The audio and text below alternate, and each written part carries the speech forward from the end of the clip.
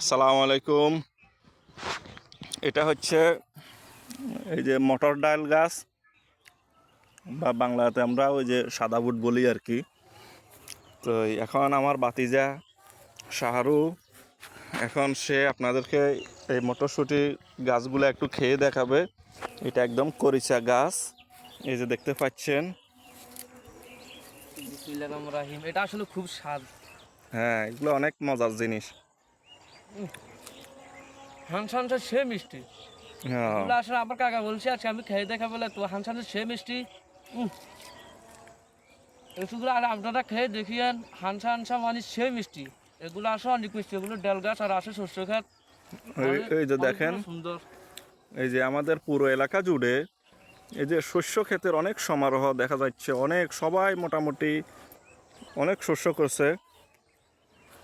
এই যে এটা করছে আমার ভাই আলাউদ্দিন। তারপরে যাই ওই যে ওখানে ওগুলা প্রায় মোটামুটি অনেকগুলা ছড়া আসি গেছে। আপনারা দিয়ে দিন। না, আমার দেখুন লাগতো না। তো এটা কে করছে আমি জানি না। এমনি পুরো এলাকা জুড়ে শুধু শস্য বাগান, অনেক সুন্দর। এখন আমার বাতিজা আরেকটা এই যে সরিষা খেয়ে দেখাবে। এই যে এটা হচ্ছে তাই সরিষা।